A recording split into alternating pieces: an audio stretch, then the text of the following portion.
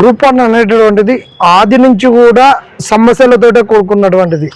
ఇది సమస్యలు ఏంటంటే మేము సృష్టించేది కాదు. నోటిఫికేషన్ ఇచ్చినప్పుడు ఎలాంటి రూల్స్ ఉండాలి, ఎలాంటి జీవోలు ఉండాలన్నటువంటి ప్రభుత్వం చేసుకోవాలి. ఆ ప్రభుత్వం అలాంటివి చేయకుండా ఇష్టం వచ్చినట్టు వాళ్ళకి నచ్చినట్టు 29 జీవోని తీసుకొచ్చి అది పబ్లిక్ డొమైన్లో పెట్టకుండా చేసి ఆ రోజు కోర్టుకు వెళ్తే కౌంటర్లు ఇవ్వకుండా లేట్ వచ్చిరని ఆ రోజు అట్లా చేసారు.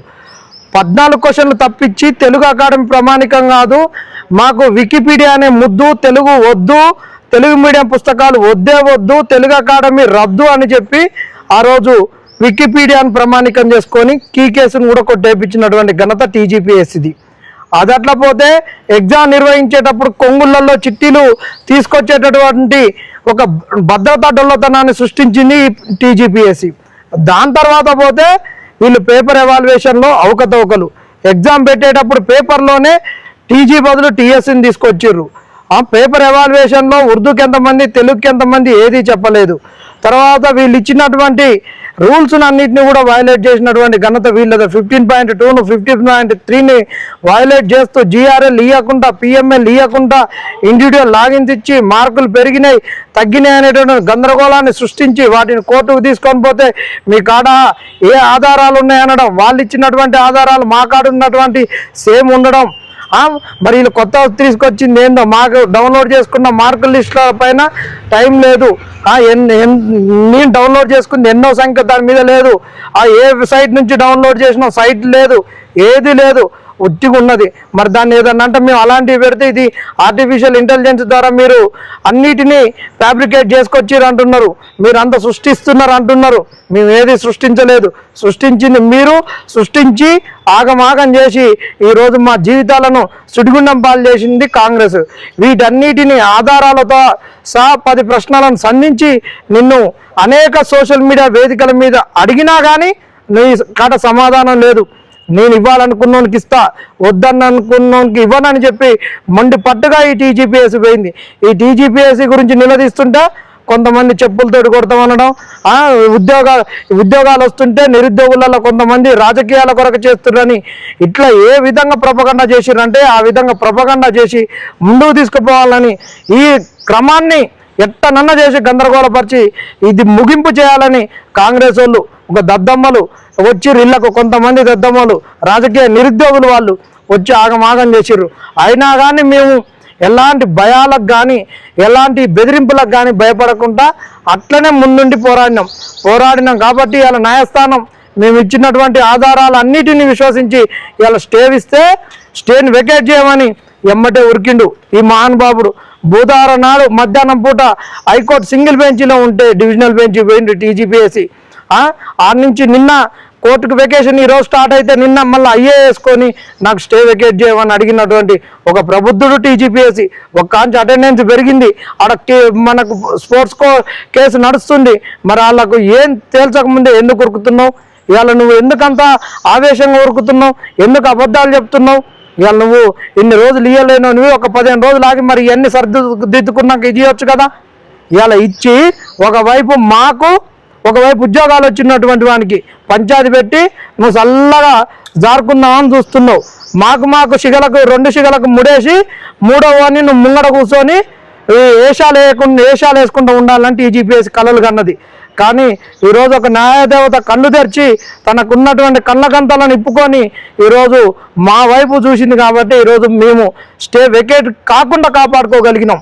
పబ్లిక్ సర్వీస్ కమిషన్ ఇప్పటికైనా సిగ్గు లజ్జ మానవాన్ని తెచ్చుకొని ఒక రాజ్యాంగబద్ధ సంస్థని నువ్వు ఏ విధంగా చెప్పుకుంటున్నావో దాని విలువల్ని కాపాడుకో. ఆ విలువల్ని కాపాడుకోకుండా ప్రతిరోజు నువ్వు ఇస్తున్నటువంటి ఒక సమాచారంలో అవకతవకలతోటి నువ్వు ఇవ్వకు. నువ్వు ఈరోజు ఏది కరెక్ట్ చేసినావు చెప్పు. ఇవాళ బయోమెట్రిక్ లేదని చెప్పి ఎగ్జామ్ రద్దు చేయించిన నువ్వు, అలాంటి అవకాశం ఇచ్చిన నువ్వు ఈరోజు కాంగ్రెస్ వాళ్ళని మిమ్మల్ని నిలదీస్తున్నాం. ఈరోజు బయోమెట్రిక్ పెట్టుకున్నాక 7 నెలల తర్వాత కూడా అటెండెన్స్ నువ్వు ప్రొడ్యూస్ చేయలేకపోయినావంటే నీ బయోమెట్రిక్ ఏంది, దాన్ని అనుకున్న మొదలపోయింది అనేది అడుగుతున్నావు. అటెండెన్స్ ఇవ్వలేవు, ఉన్న 10 మంది ఉర్దూ వాళ్ళని లెక్క పెట్టలేవు, ఆ తెలుగు వాడు ఎంతమంది ఉందో చెప్పలేవు, 2 హాల్ టికెట్లతోటి వెరిఫికేషన్ లిస్ట్ ఇవ్వలేవు, 2 హాల్ టికెట్లను ఎందుకు ఇచ్చినావో చెప్పలేవు. కోర్టు ఉమెన్స్లో ప్రిలిమ్స్లో అబ్బాయిలను అమ్మాయిలను కలిపి కూర్చోబెట్టి పరీక్ష రాపిస్తావు, మెయిన్స్కి వచ్చేసరికి మొగోళ్ళని పెట్టి రాపిస్తావు. ఇన్ని తప్పులు చేసిన పబ్లిక్ సర్వీస్ కమిషన్ ఇంకా సిగ్గు లేకుండా కోర్టులలో డబ్బులు ఎందుకు వృధా చేస్తుంది, ఈ తెలంగాణ సొమ్మును ఎందుకు ఆగం చేస్తుందని అడుగుతున్నాం. సిగ్గు లజ్జ మానం తెచ్చుకొని నిరుద్యోగుల ఉసురు తలకుండా ఉండి ఈ ప్రక్రియను ముందుకు తీసుకుపోవాలి. నిరుద్యోగులారా వచ్చే నోటిఫికేషన్లలో గ్రూప్ 2లో 2000 ఉద్యోగాలు రావాలి, గ్రూప్ 3లో 3000 గురించి కొట్లాడాలి, డిఎస్సి 10,000 రావాలి, ఎస్ఐ కానిస్టేబుల్ 20,000 రావాలి. వాటి గురించి కరెక్ట్ నోటిఫికేషన్లో ఎన్ని ఉద్యోగాలు ఉండాలో వాటిని దృష్టిలో పెట్టుకొని అడగాలి. ఉట్టినే నోటిఫికేషన్ అంటే వాడు షాట్లతో ఓడిపోసి కుక్కల పంచాయతీ పెట్టినట్టు 100 గ్రూప్ 2లు ఇస్తాడు, 150 గ్రూప్ 1లు ఇస్తాడు, ఒక 200 గ్రూప్ 3లు ఇస్తాడు, ఒక 1000-2000 డిఎస్సి అంటాడు, ఒక 7,000 ఎస్ఐ కానిస్టేబుల్ అంటాడు. ఇలాంటి దగులుబాజుగా చేసేటటువంటిది కాంగ్రెస్. కాబట్టి మీరు జాగ్రత్తగా ఉండాలి. కాంగ్రెస్ అంతా డేంజర్ అంటే కడుపులో పిండాన్ని కత్తులు లేకుండా మాయం చేసేటటువంటిది కాంగ్రెస్. ఈ కాంగ్రెస్ తోటి అప్రమత్తంగా లేకుంటే వంగబడితే కాదు నిలబడితేనే మాయం చేసేటటువంటిది కాంగ్రెస్. అప్రమత్తంగా ఉండాలి, నోటిఫికేషన్లను సాధించుకోవాలి, గ్రూప్ 1లో విజయం సాధిస్తామని ఒక ధీమాను వ్యక్తం చేస్తున్నాం. కోట్లు చేతులు మారినాయా, వాళ్ళు వేసుకున్న కోట్లు చేతులు మారినాయా ఏదనేది మేము చెప్పామన్నా. మేము ఏందైతే వాళ్ళు ఏదైతే రూల్స్ ఇచ్చిర్రో ఆ రూల్స్లో ఉన్న తప్పులను అడుగుతున్నాం. వాళ్ళు ఏదైతే ప్రక్రియ చేపట్టిర్రో ఆ ప్రక్రియలో ఉన్నటువంటి తప్పులను మేము చెప్తున్నాం. కోర్టులో మేము వీటిని అడిగినా వీటితోటే కోర్టు సంతృప్తి చెందింది, స్టే ఇచ్చింది. వీడి స్టేను పక్కన పెట్టాలని ఎన్ని ప్రయత్నాలు చేసినా కానీ కోర్టు వాళ్ళ యొక్క కుప్పిగంతుల్ని పక్కన పడేసింది. మేము అడుగుతున్నది ఒకటే, వీళ్ళో నువ్వు ఈరోజు రీవాల్యుయేషన్ చేసినా మళ్ళీ అదే చేస్తావు, ఇష్టం వచ్చినట్టు చేస్తావు. మేము అడుగుతున్నది రీకండక్ట్ చేయమంటున్నాం మెయిన్స్.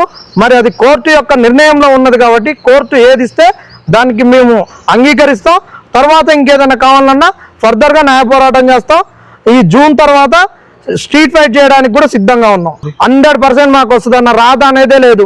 వాళ్ళు వస్తారు, మాకు రాధ అనే ప్రసక్తి ఎందుకు లేదంటున్నాం అంటే 2 సార్లు స్టే వేకేట్ చేయమని సింగిల్ బెంచ్లో మధ్యాహ్నం పూట కేసు ఉంటే డివిజనల్ బెంచ్కి పోయిండు, అక్కడ కోర్టు మట్టికాయలు వేసింది, వచ్చిండు. మరి మొన్న స్టే వేకేట్ చేయమని నిన్న కూడా ఐఏ పిటిషన్ వేసుకుండు, కోర్టు సంతృప్తి పడలేదు. ఎందుకంటున్నాం అంటే మేము ఇచ్చినటువంటి ఆధారాలు పక్కా ఉన్నాయి. వాళ్ళ అవకతవకలకు పాల్పడ్డారు కాబట్టి మాకు కోర్టు అనేటువంటి స్టే వేకేట్ చేయకుండా మాకు అండగా ఉందని మేము అనగానే కోర్టు ఎప్పుడు కూడా న్యాయం ఎట్లుంటుందో అటువైపే ఉంటుంది.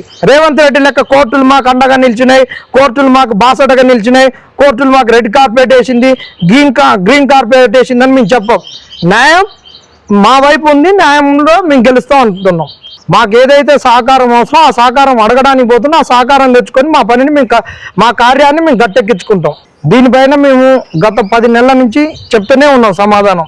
రేవంత్ రెడ్డి ఎల్బీ స్టేడియంలోనే గేట్లకు తాళం వేసిండు. నిరుద్యోగుల ప్రభుత్వం అనే పదానికి నిరుద్యోగుల ప్రభుత్వం అనే దానికి అక్కడే బందీ చేసిండు. అక్కడి నుంచి ఇంకా ఆ నిరుద్యోగుల ప్రభుత్వం అనేటటువంటిది ఎల్బీ స్టేడియం యొక్క గేట్లను బద్దలు కొట్టుకొని ఇంకా బయటికి రాలేదు అనేటటువంటిది మేము చెప్తున్నటువంటిది.